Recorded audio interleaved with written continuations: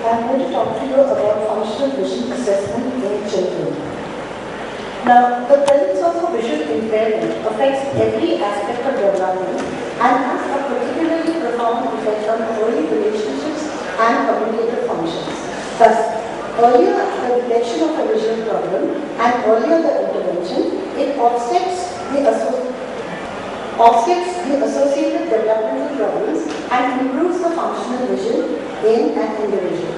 Now, when we talk about children, there are categories of children. That is the pre-verbal children, then we have the verbal children up to 3 years of age, then we have them beyond 3 years of age. We have special children with multiple abnormalities. We have children with CVI, that is the cerebrovascular impairments, and we have the hearing impaired children. So, all these categories have to be catered to when we talk about visual assessment. The most important thing is the visual behavior. That is, we see whether the vision is same in both eyes or worse in one eye. The vision is better in dark or light, whether the patient complains of photophobia, whether there is a nystagmus. And in the perinatal history, history of immaturity, fetal distress is important. Also, medical and developmental issues like delayed milestones in a child, cerebral palsies, seizure disorders, and chromosomal abnormalities also play a role in telling us what would be the kind of visual assessments that we make.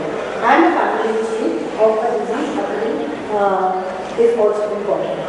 Now, to know all this, first we have to know what are the normal milestones of visual development. The pupillary responses are at 30 weeks gestational age when the child is in utero.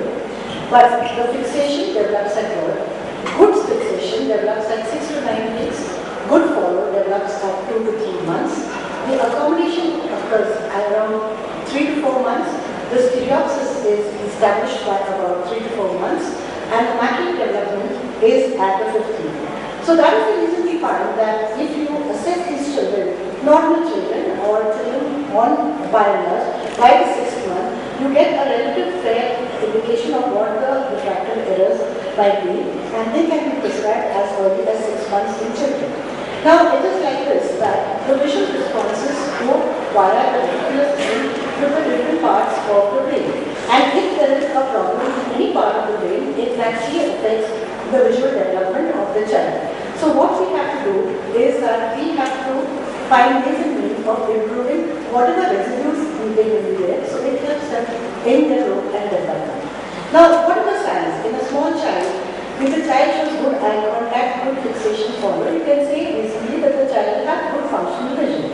Whereas if the child has wanted eye movements, nystagmus, or a tonic gaze preference, you know that there will be a visual dysfunction. Now, visual responses are something like this, that small pre-verbal children, we show them articles, like we get attracted to the articles. Sometimes we can use illuminations and toys on top of these illuminations.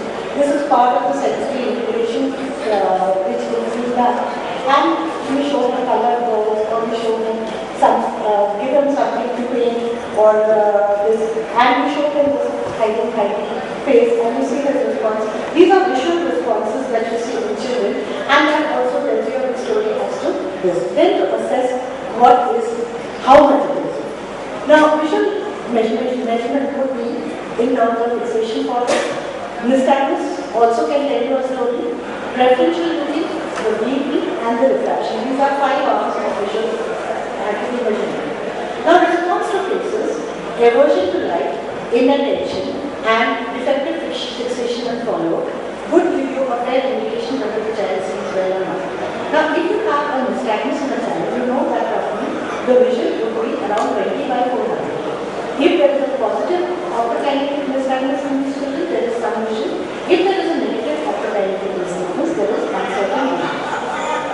The preferential technique is a very easy way of detecting this. That is, you give them 2 patterned objects, one is boldly patterned and one is a blank target of equal length. And if the child fixates on the target well, then you know that the child is seeing well, and the ratings will tell you what is the kind of visual activity that you are looking at. The success rate of this is between 82 to 99%, and this can be done in preterms, full terms, in neurologically affected patients, patients with disabilities, patients with CVI, cerebral palsy patients, and even in dogs. So it's a a relatively good method of estimation.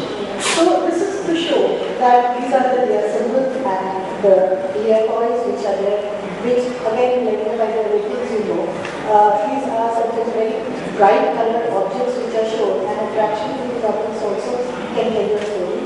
This is the ball which the child is gazing at, and this is the mat on which the child is placed, and there is a light which is being shown. So if the child responds to it, then you know that the child is seeing. Similar kind of things in this. There is a cardboard box over here where it is got all patterned objects, and the child's ability to grasp things and to look at things also tells you a kind of story. Now, you have the preferential looking, which is a motor response, and the breathing, which is a sensory response. And both of these in combination really don't require much time, and you get reasonably good estimation of vision, and it is characterized over the entire range of low vision also. So, this is, as I said, that the advantages of both. It helps in this, it's not time consuming, and there is no need for any speech or recognition, and all you require is these ratings and a monocular pad. But the only difference is that there is a little overestimation in amblyophias and underestimation in optical possibilities and developmental periods. Now, when we come to the special children, that is the mentally retarded children or the patients with cerebrovascular impairments, they are difficult to determine. So, the behavior of these children has to be done by purely ethological observation. Now, for the ethological examination, you do it in a playroom, the child is on the parent's lap, and this is a spontaneous observation and by visual stimulus, and this can be sort of monitored by visual registration, by auditory stimulus, and by tactile stimulus. Now, what are the behavioral elements? That is, you see there are certain direct signs and there are certain indirect signs. Now, intermittent fixation towards the stimulus, looking past the stimulus, the head movements in the direction of the stimulus, following the movement of the stimulus, reaching for the stimulus, and looking away while reaching for the stimulus. If these are reasonably good, it's fine, but if the child is doing this not very well, then you know that the child has a rate of low vision. The indirect signs are visual or gaze avoidance, a change of posture, smiling, blinking of eyes, facial expressions, and stereotypic behavior. Again, it gives you a rough idea of whether the child is seeing or not seeing. And the correction that it gives, if you correct these things, would be a correction of the proprioceptive sensations in the child, the neck hold, the trunk balance, the sitting, walking, all these functions of the global development in a child is dependent on purely visual. So there is something we call as a visual function battery, and this is a visual function battery which is very important in these very small neighborhood children.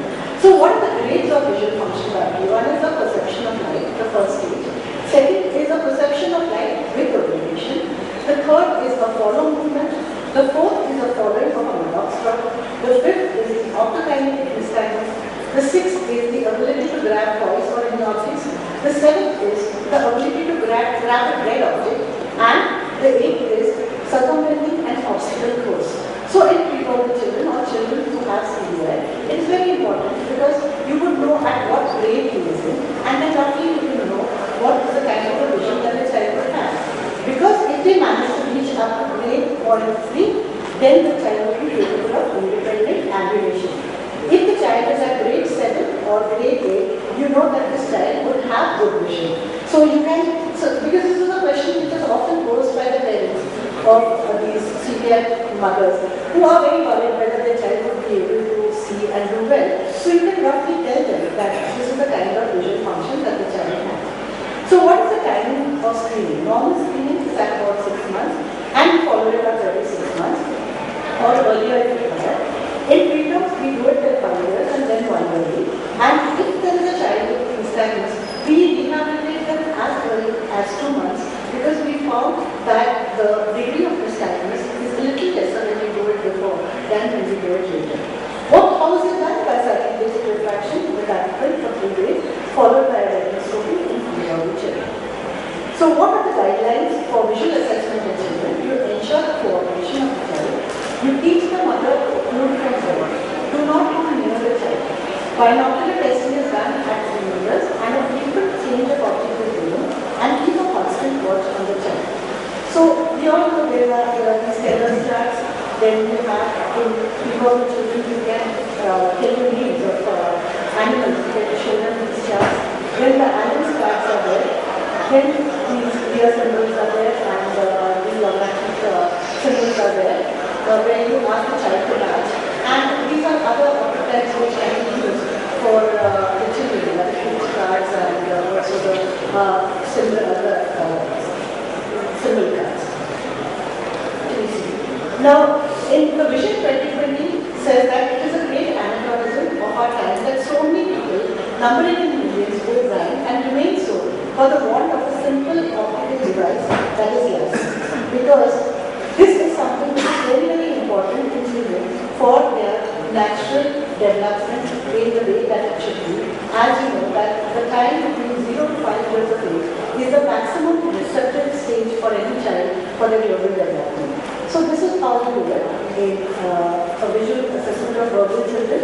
It's you use all the gadgets which is required, which is not unfamiliar to all the people.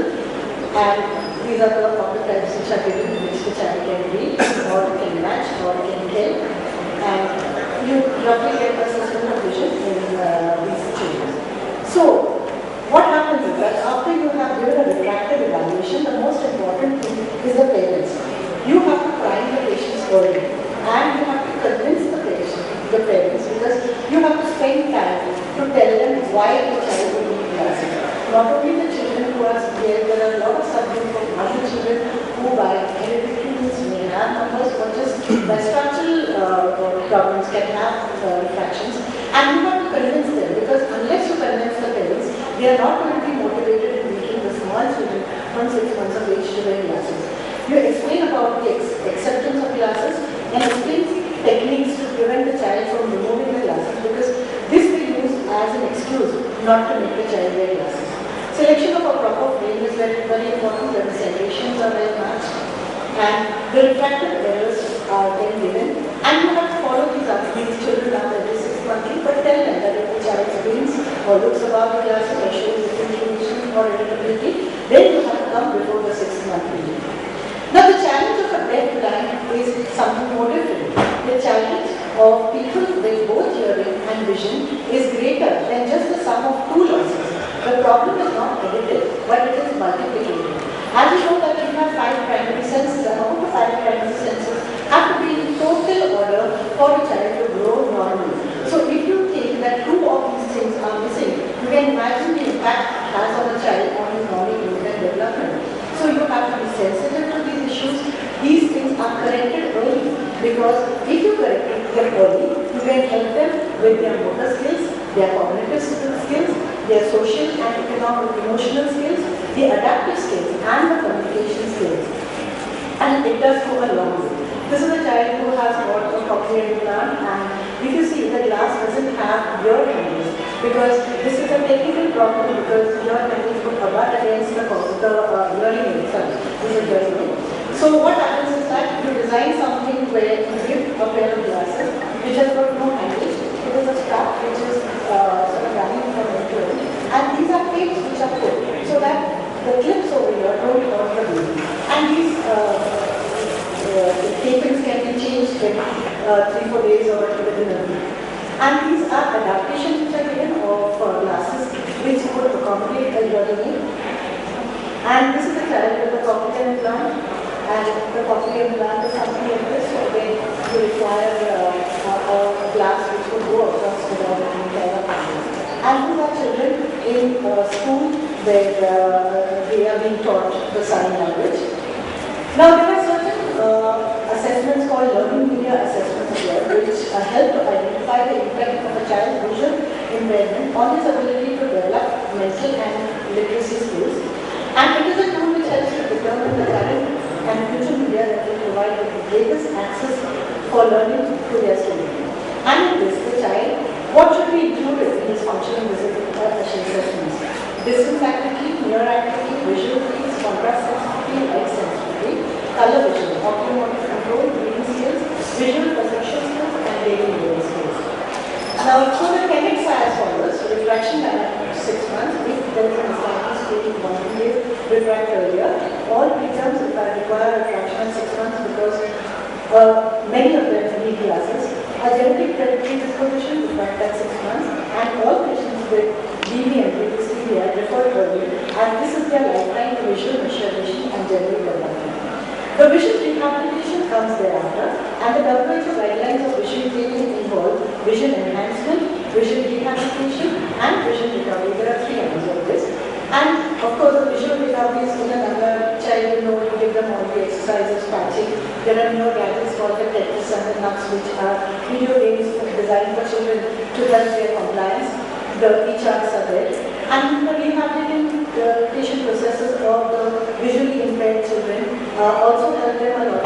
The glasses is the first milestone which is crossed, because once they have it, they see the difference between a child wearing a glass and not wearing a glass, because the acceptance and the improvement is much faster when they do this. This is again in the New school where all these children are sent. I wish to thank you all for